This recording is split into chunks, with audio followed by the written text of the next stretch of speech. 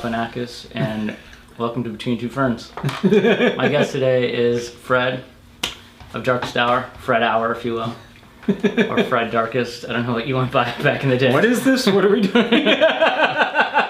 He was looking for a life that would give him the feeling of being worthwhile.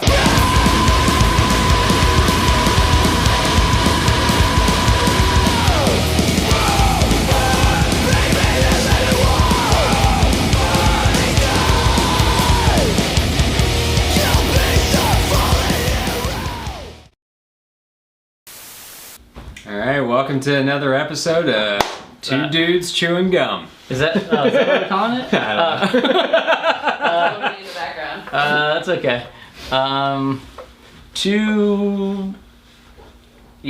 I guess, between amps? Is that what it is? Between two amps. Between two except amps. There's two amps to your left, so... They're not between, so... I mean, this is a powered monitor. That's true, that's good. It's a speaker. Yeah, there we go. Yes, there we go. Alright, Fred, so, I guess we could describe our show idea.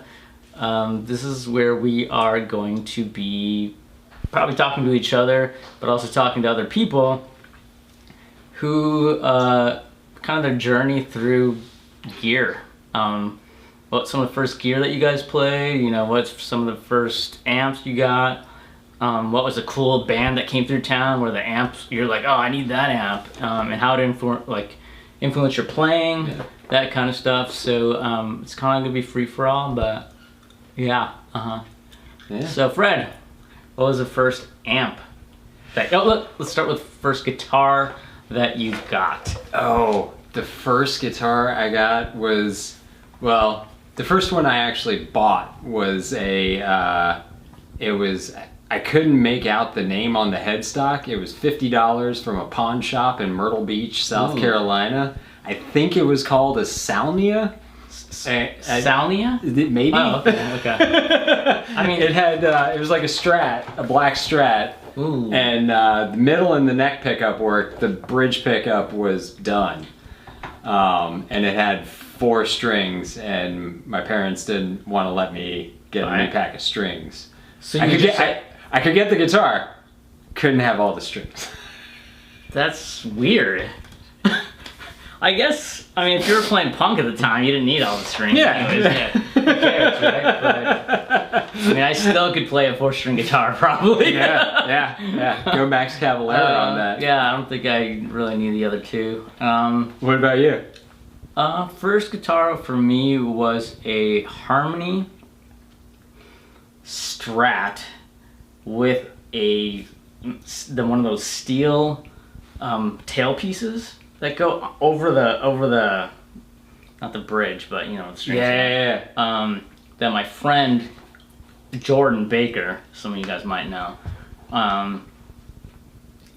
really awesome skateboarder. Him and I were gonna be I didn't know at the time we were gonna be in a band, but he was like, "Hey, I found this guitar at the Salvation Army." Like, he was dropping stuff off and just picked it up, and it was this like Harmony Tobacco Sunburst like Strat, but it wasn't a Strat. It was like their own thing with like a metal tailpiece on it, I remember, and it had strings on it. Strings are like half the battle. Yeah, I didn't know how to play, so I was like, and he thought I did know how to play. He saw like a guitar in my room one day, like, you know, it was an acoustic guitar that I tried playing when I was like 10, and my parents were like, yeah, it's guitar lessons, so they bought me a guitar. And then the guitar teacher was like, after 3 months, you shouldn't waste your money. I was like, what? And he's like, yeah, he's not practicing. And I was like, all right, I don't care. My parents were like, all right, at least he was honest and, you know, didn't charge us money. So that was my first foray into playing guitar at 10, lasted 3 months. And then my friend Jordan saw the guitar in my house. I'm like, dude, I haven't touched that thing in like 5 years, you know? And he's like, well, you can learn. We're gonna do a band. I'm like, okay. And it was this Harmony, and I think at first, like, I didn't know how to play a chord, so I was just playing like this, like, the top string. Yeah. And it was so out of tune. I didn't even know what new strings were or whatever, you know, so I'm just like playing, and I started playing like a Dead Kennedys bass line. I mean, it was a guitar riff, but I just knew how to play the bass, so I called it a bass line. Yeah. But that was my first guitar, it was a Harmony. And apparently now, they're like worth something. Harmonies, yeah. Thanks to reverb. Yeah, but I wish I kept that guitar because it definitely, now that I know more about it, it played awesome from what I remember. Those were great. It was awesome. And then I had a amp that was also found at the Salvation Army. Like a box, like really flimsy balsa wood with like 2 8s in it maybe. Nice. I don't know what the name of the company was, but you plug in and that was my amp for probably 3 months. Oh man, and yeah. It wasn't loud, but it was like enough where I could just like play, because I didn't know anything about amps. And I was like, and he's just like, we're starting a band. And I'm just like, okay. And we were like really into, you know, hardcore and punk. So I was like, all right. Man, yeah, I didn't have an amp. I had my stereo. It was like 70s like component stereo with like speaker towers, but there was a mic in on the power amp, and so I just plug into that with my 4 strings and go to town. And like eventually, like I figured out like anything that was like a single note sort of easy, like I think 1 was probably Metallica. 1 was the first riff I learned. Really? But that's pretty good. Like the intro, not like not going. But that's the easier part. Yeah. Because the other part is that's like all like super like goth what is it called, Baroque style. Yeah. So you know, and then from there, I had an epiphany. At one point, I found the tab for like that was you know, trying to learn. Like I would get, you know, every month go to the corner store, and they always had Guitar World and Guitar for the Practicing Musician, and they always had the tab every month. You know, and I'd get super bummed if it was like just Red Hot Chili Peppers or something like that. Yeah, it was just like, or I don't know, Crash Test Dummies or something. Or Eric Clapton. Fuck you. I think at some point I put it together like what a power chord was, and then that was it. It was just like I didn't have the tab for it, but you know, I was just like sitting with some buddies, had my 4 strings, and was just noodling around, and then realized that, you know, you could move this one shape all over the fretboard and pretty much play every song. I was just like, I can play Smells Like Teen Spirit. Yeah. I can play the entire Aerosmith catalog, like whatever was coming on the radio at that point. Yeah. I was just like, oh, I can play this now. Like that was just like, it was the power chord that changed the way I played. Well, actually started playing. Then I was like, whoa, this is how, not really Dead Kennedys, because those guys played some weird stuff. But like 7 Seconds, I was like, whoa, this is how this is played, you know? And I didn't know anything about tablature, and I still don't really. I mean, I know that it's like, you know, pretty easy, but I never learned other people's songs, which was to my detriment, I think. But except for like some early punk stuff, just because I needed some reference point. And my friend was a band nerd who, he also got a guitar, but he had money, so he bought this like old Yamaha RX-80 or something like that. It was like blue. It wasn't like a Strat. It was kind of like a Jackson, like Charvel kind of rip. And since he was a band nerd, he knew like music theory and stuff, but he also didn't really figure out like a power chord. And then he's like, dude, I figured it out. And he started playing Sabbath, and I was like, whoa. And then I put my fingers like the same shape, and I was like, the gates of hell opened. And I was like, this is great. This is great. I'm going to be broke for life. I'm like, yeah. You know, I didn't know that, because that power chord set my career down the worst path it could have gone. Get anywhere with a job. Oh, there's a tour coming. I'm going to quit. I'm gone. Yeah. I don't think I had my first real job where I didn't quit. I take that back. I quit that job too. Yeah, not cool. But yeah, that power chord. Thanks, Nick Dromek. Appreciate it. He's a firefighter now back in my hometown. I believe he plays in like Zeppelin cover bands and shit, and he's got like Great. he's got like a super expensive Fender Strat that you couldn't tell if it was a fucking Squier or a fucking All American. Like, who gives a shit about that? But that's the dude who's like, dude, this thing's like priceless. I got it for like $4,000 at Guitar Center. I'm like, cool, dude. You're playing at your fucking uncle's bar, Led Zeppelin covers. I mean, he's a great guitar player. Don't get me wrong. He can smoke me, but who cares? But I digress. He's getting angry. Yeah. Hey, look, you're like really good friends too. Friends don't let friends go into cover bands. That's right. And we were unless it's an awesome cover band. That's true. Yeah, because like we started our first band together. We both got into when I got a guitar, he got a guitar. Granted, mine was free. But then I changed immediately. I realized, oh, this guitar is not that great. Actually, it was that I couldn't really play it. So let me get something that's like more playable. And I bought a guitar for I think $120, $130 from the singer of the band's sister, who was the same grade as me in high school. Her boyfriend, who I had gone to elementary school with since I was like in kindergarten. They were like super like Grateful Dead bear dudes or kids or whatever you want to call them. Getting the twirl on. They had all the bears all over the place, right? Little hacky sack. Yeah, and I was like, oh god. Anyways, cool. They were really cool. And he's like, yeah, I got this guitar, man. If you want, I don't play it. I figured he was only playing like ska or some shit, And it was a hot pink Kramer Strat. Yes, bolt-on. And with a Floyd Rose. Which was a nightmare to change strings for someone who doesn't know how to change strings at that time, right? Or string gauges. Does string gauge matter? I didn't even know what a gauge was. Yeah. But you had like... Why is the bridge like this all of a sudden after it changed the string? That's the first thing that happened. Like, I was like, what is going on here? Why can I not like get this thing in tune? Because it was just like this. And I was like... oh, this sucks. And because my friend who's in the band with me, second guitar player, I'll call him the rhythm player, he had just had a regular, normal, easy guitar to string. He's like done in like 5 minutes. I'm just like, I have these like little blocks, these little metal, like little things like graphite pieces. I was like, what is this? Oh god, it's a nightmare. The guitar played pretty good though, I will say. It looked hilarious on me.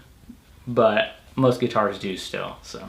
So that was the first real guitar? That was the first real guitar. Was the Kramer hot pink Kramer Strat, and if anyone out there has that or knows where I can get one, I need to get my hands on it. Kramer's making some hot new reissues. Really? Again, yeah. But can you get it for $150? Probably a little bit more. Also, with this show that we got going on, you might realize that we're a little old because a lot of the stuff that we are referencing was super cheap back then, and now is probably really expensive. I remember, sidebar, I was in Roanoke, Virginia at Fretmill, was a music store there, and at the time it was mid-90s, and Korn and Limp Bizkit and everything were getting huge, and as were Jinkos and great bands, great fashion.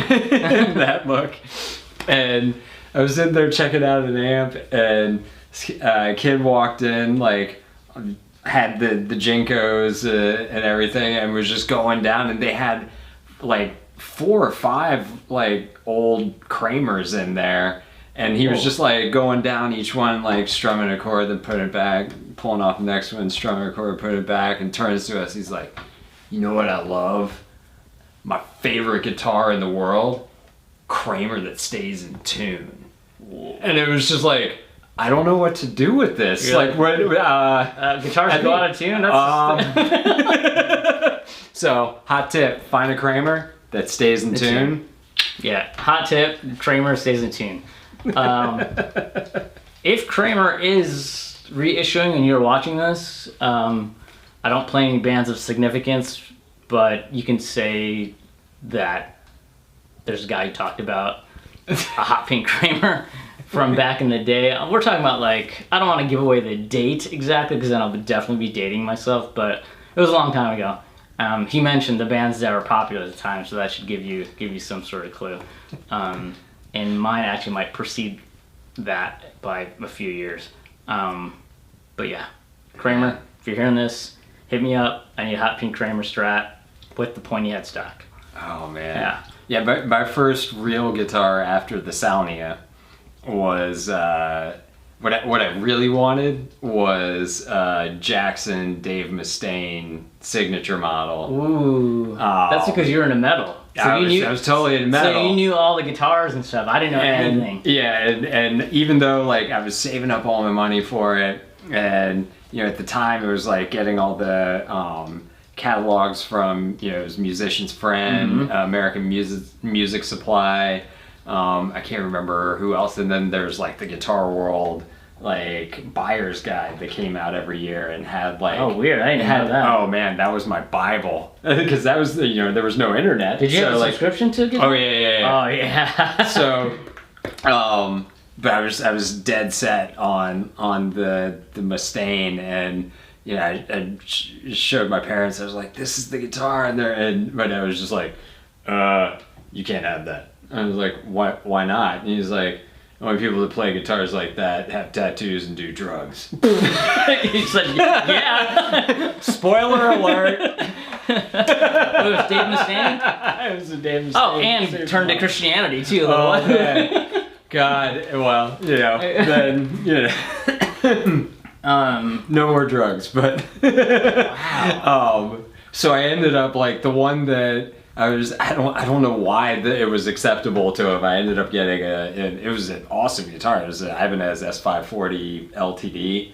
Like, so it was like their stealth body, or like the slim bodied bolt-on, like kind of their nicer Japanese one, which was an awesome guitar. But I did end up getting the Mustaine in 2000 from like a store in New Orleans. Really? And it was in the middle of a tour, and then how much was it back then? I got that for it was on a Darkest Hour tour. We kind of wheeled and dealed. Like I had a Gibson Explorer. It was an '83 Explorer that I had gotten for $450 from a music store in DC. Because that's how much you were able to buy used guitars back then. No reverb. Yeah, and although we want you to sponsor us if you want. Yeah, right. And then Mike Slavo was the other guitar player from Darkest Hour, or the guitar player from Darkest Hour. He was like, "Oh, dude, well, I want the Explorer." He's like, and he had this SG Firebrand at the time, and he was like, the guitar, right? So so he sold that to. It was like. I think it was an actual Musician's Friend store or something that was like got bought by I don't know what was going on, but they were liquidating all of their Jackson stuff, and they had all of this USA Jackson stuff. So they had like they had 2 Marty Friedmans in there that I'd never even I hadn't seen any of these guitars in person. So I was just like, I walked into the room, I was just like, ah! And I saw the King V, and I was just like, that. It was $900. It was new. It was $900. So I was just like, all right, I'll trade you. To Mike, I was just like, I'll trade you the Explorer. He's like, cool. I'll take that. I'll trade in the Firebrand, and I think we got like $500 credit for the Firebrand, and then I ended up paying like $400 for. Ooh, that's good. You don't have that guitar anymore. It got stolen 3 weeks later at Milwaukee Metal Fest. Of all festivals. It was so brutal. Like, we had like the secure backstage area. Sure you did, yeah. And I had pulled it out of like, and we had tons of Gibsons back then, so it was just like a bunch of Gibsons and then this Mustaine, and so it was, and now they're worth tons of money. Like, it was like a the Mustaine late set. Well, the Mustaines are worth tons of money now, but they weren't really at the time. But it was Metal Fest, so like someone saw it, and fuck yeah, man, they went past all of our vintage Gibsons, and then just that. Took that guitar and walked out. Wow. I came back and was stoked. Wow. Oh, God, And damn, then I got tattoos and started doing drugs. Oh, there you go. Lost the guitar, but definitely kept the aesthetic. Cool. What was your first amp then? Dean Markley. Ooh, I didn't know that It was a 2/8 combo, and it had chorus on it.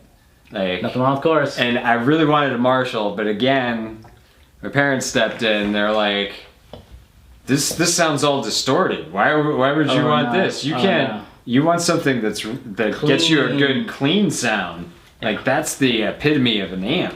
Yeah. So we got a Dean Markley that is probably a cool amp. It was solid state. Is Dean Markley the same company as Dean Guitars? No.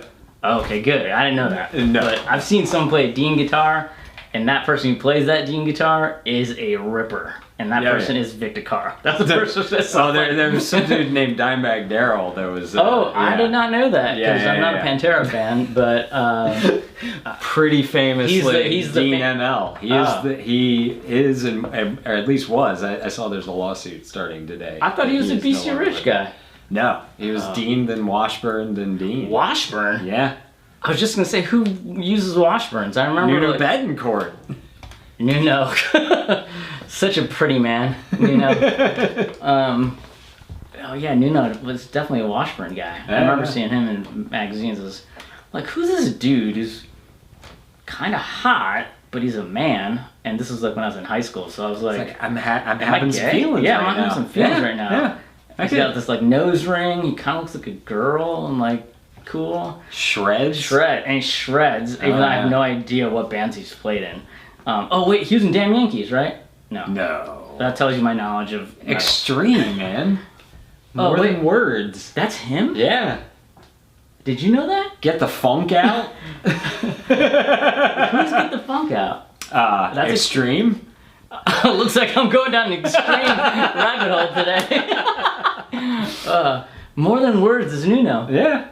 Whoa. Yeah. I did not know that. That is like the Indian bar mitzvah song for everybody. No way. Yeah, not that we have bar mitzvahs, but it's like similar, right? Every time there's some kid at a wedding, it's like, oh, he's such a great singer.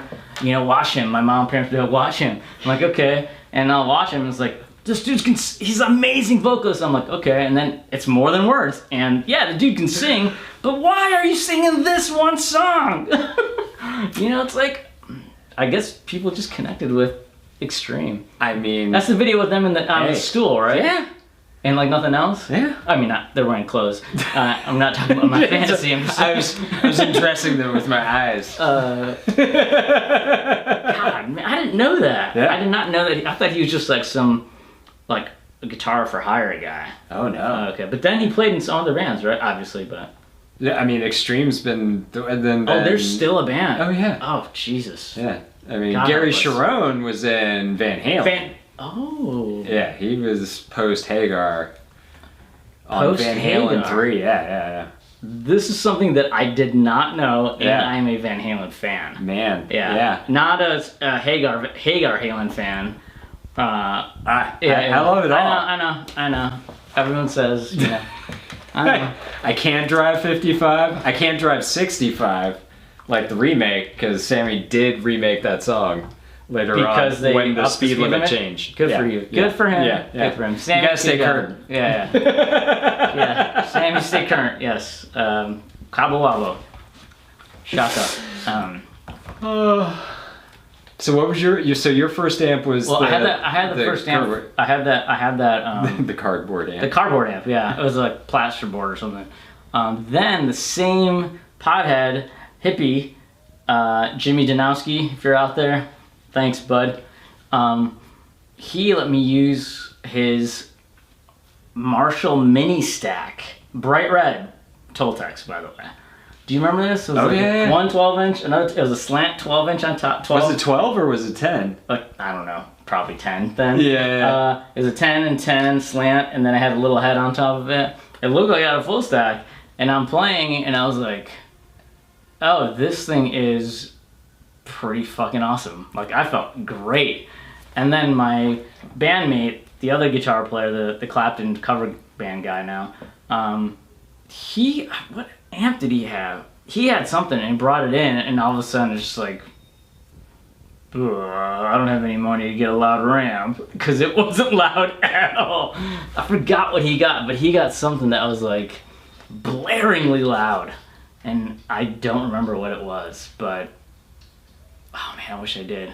But anyways, yeah, that was my first amp like that I actually used was a Marshall like mini stack. But I never played shows because we had just started a band. This was my first band. We weren't playing shows. We were in my friend's basement practicing, and at that point I was playing out of that Marshall stack. That was my like amp for practice, right? And oh god, it sounded god awful. But I forgot one thing to mention was when I had the harmony guitar and I had the paperboard amp or particle board amp. There was a metalhead at my school, Tio Mestez. Tio has like long flowing hair, cut off shirt, and it definitely had. I think the band of choice for him was definitely like Slayer or Anthrax. He was definitely an Anthrax guy, right? Cut off shirt, walk around the hallways with like doing one of these, you know. And I was like, oh, he's the dude that asked about gear, you know, right? This guy knows about all that shit. And I was like, he's like, yo, Neeraj, you playing guitar? I'm like, playing, I guess, yes. You know, trying to act like I'm a player.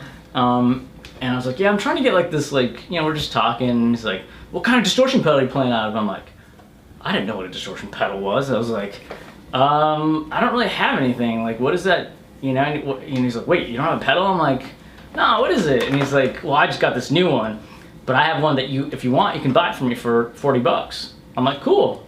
And it's like, he's like, you plug it in and you can get different effects out of your guitar. So you have to just explain it to me.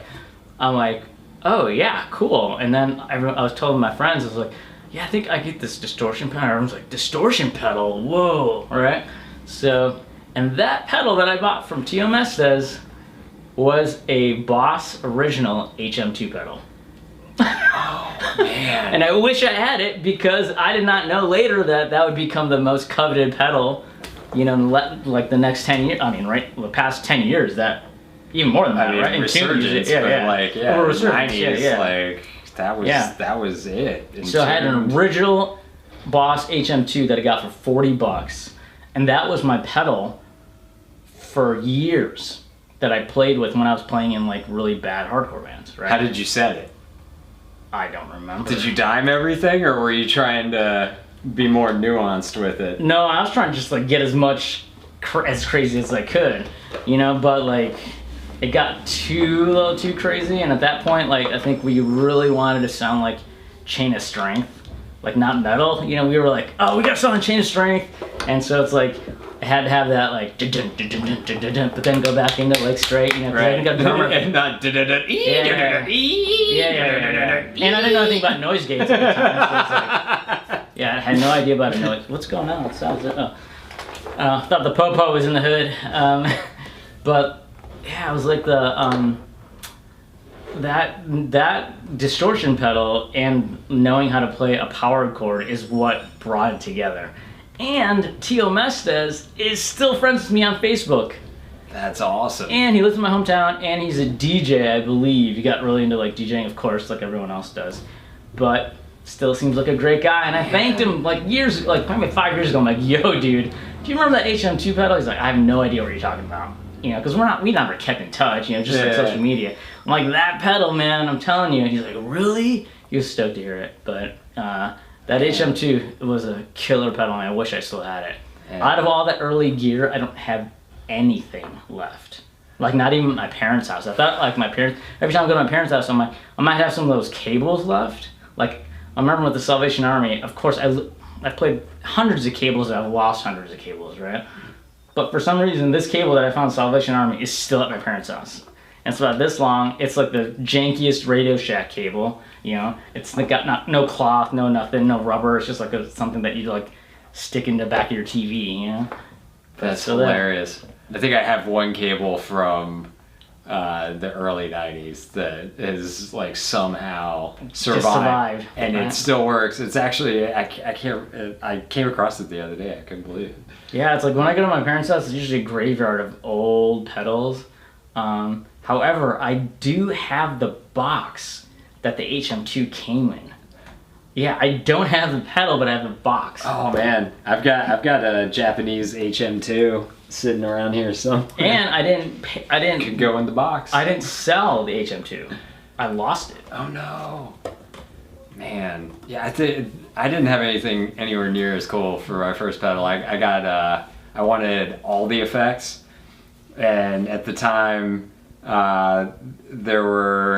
was kind of like trying to get between, what I could afford and lots of different effects. So I got I think it was a Korg G3.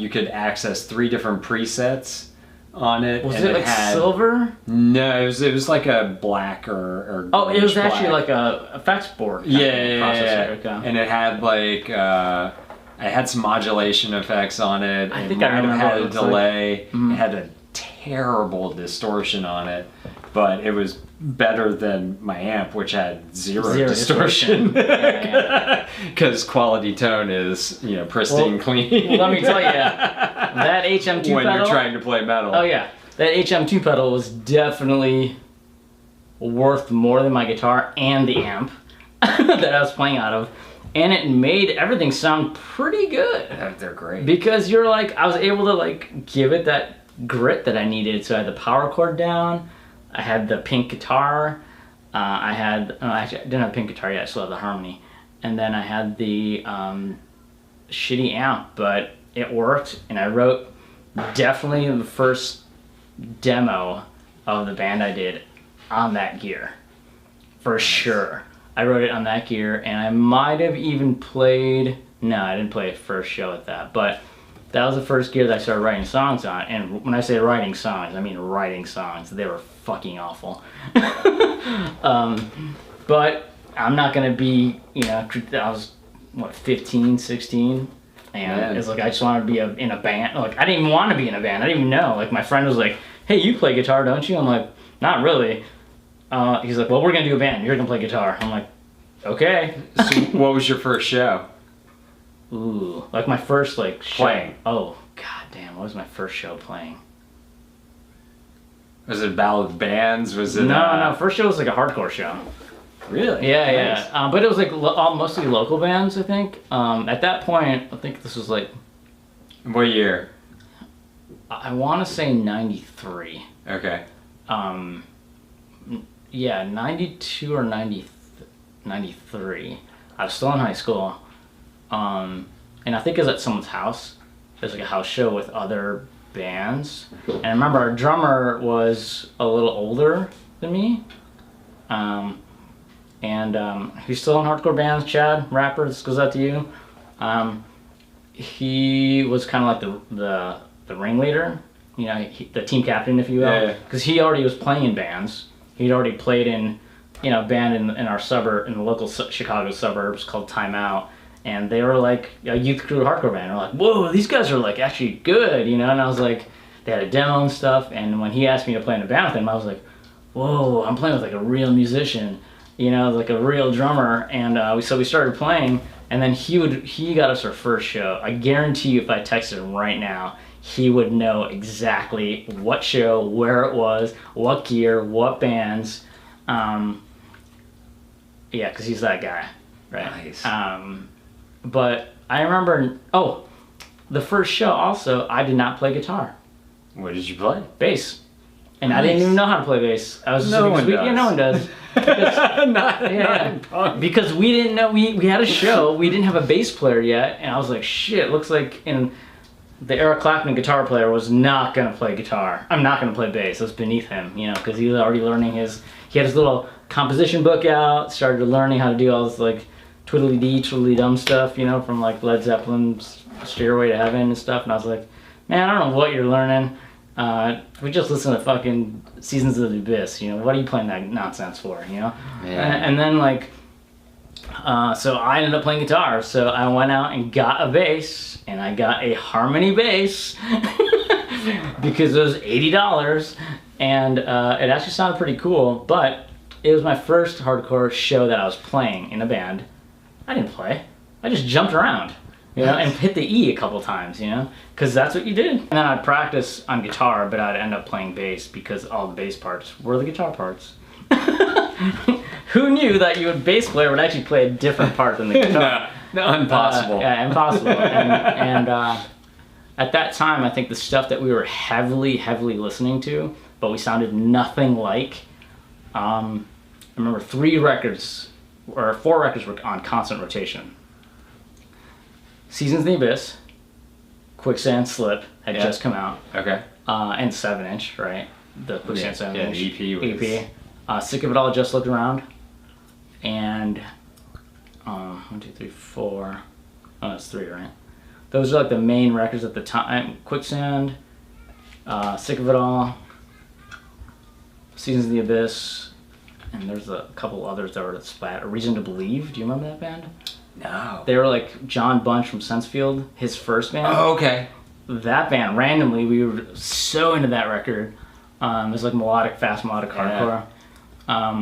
And we were listening to other stuff too, but I remember anytime we'd go anywhere in the car, it'd be like Just Looked Around, Sick of It All, or Breakdown, or Blood, Sweat, No Tears, Quicksand Slip, and Seasons in the Abyss. I remember those were like the 3 cassettes. Oh, and Agnostic Front's One Voice, which is still an incredible record. I'll go on record. The solos, God, that record is fucking awesome. In fact, I'm going to listen to it right after this. Man, yeah, 93, 94 would have been... I think that record. First show, and it was Battle of the Bands, and it was mostly covers. I think we did Hey Joe by Jimi Hendrix. Nice. There's a bunch of Pearl Jam. From 10. And I think we played State of Love and Trust because like the singles was out. That was on the singles soundtrack. Okay. And then and Head Like a Hole, 9 Inch Nails. Ooh. And then started trying to write originals as well, and started the band turned. I think. We started out as Yellow Snow. That was the name of the band? Was the name of the band. Fuck yes. Then changed to Neighborhood Watch. Even better. And started writing originals, but then right around that time it went from I started getting exposed to all the other more hardcore Revelation, Victory. So it was a lot of the same stuff Quicksand for sure. I loved that first Orange 9mm EP. Was sick. All the stuff that Dom Fury did back in the day, and that started informing all of the riffs from then on out, and and Looking Glass Self, Snapcase. Oh yeah, that did come out at that time. Because right around that time, I guess it was 94, 95. Was the first time I went to a for real hardcore show. It was the Black Cat in DC, and it was Snapcase with the Looking Glass Self lineup. So it was the OGs, and then Donuts and Ashes, which is Brian McTurnan. Yeah. Who you later would record with. Yeah, would later record with. Had no idea at the time, but also my first show that I punk show that I went to was Avail and Rancid and this band Ipecac from I remember them. From Richmond. There was just this total heavy noise, right? Yeah, I was just what is all of this is amazing. I was just Todd Cooper band, right? Yeah. Noisy, just all over the place, right? So good. That was in Richmond, you said? That was in Richmond at the Flood Zone. Wow. So that was 94, I think. So one question before we end it, and we can end it and then we'll pick it up. Out of those first couple of shows, was there a band that you saw where you saw the gear and you were just since our show is focused on gear stories? Oh yeah. What was your you're at that point I still had the Dean Markley and I wanted a Marshall stack. Like that was it. Like I wanted the 900 was the the amp at the time. Yeah. But like I would have been cool with an 800 too. I like that the 900 had channel switching. Yes, and definitely. reverb because I needed those options. Yeah. Even though we know the 800 is a superior amp still. 100%. Yeah. And like I was just like, but they're so expensive, and like, how am I gonna ever have this? And at that show, the Avail Rancid show, I remember being like, whoa, they have Marshalls, and seeing after like Rancid opened for Avail, and like after they were done, like there's a side door from the stage. And like they had Lars had his same like 900 that he's had, like he still has to this day, but they were just chucking these Marshall cabinets out the side, like didn't give a fuck. I was just like, what are you doing? But that was it. I was just like, like you've got to have that. That's the amp. Everybody has this. That's the sound. Like everybody, I was convinced everybody that was what everybody was playing on their records. It's probably 90% accurate, which is good because you were looking at Marshalls at that time. Even the first shows that we started playing in this band, I still had no idea of gear. I wasn't really paying attention. As long as it had like. Because at that time, for me, going to shows, it's just like, which band goes off the hardest? I don't care what they sound like. Which band is like flipping on their head? I don't care if they played, as like, that was my thing. I was like, I don't care what kind of gear this band plays, as long as they're jumping on their head, It wasn't until later that I was like, oh, I saw XYZ band, and I was like, oh, I see how this, why this band, why this band sounds punishing. Right? Yeah. And punishing, I mean playing out of crates. Right. On that note, we will pick this up next time. So we'll pick it up with crates and my journey and Fred's journey with our next, watching bands that influenced our playing or influenced our purchasing of gear. So yes, thanks for joining. Thank you, Sick Kim. hang. Yeah, sick hang. Thank you, Kim, who's letting us use all of her gear, and also our production person and this guy, Ollie over here, who's our manager. All right, so next time hopefully we'll have a guest and. Yeah, come up with a tagline. Yeah, come with a tagline. I don't know, between this amp and your schmoopy doopy. There's a Seinfeld reference as a Boo boo ass milk. Boo boo ass milk. Yeah. All right. Till next time. Boo boo ass milk.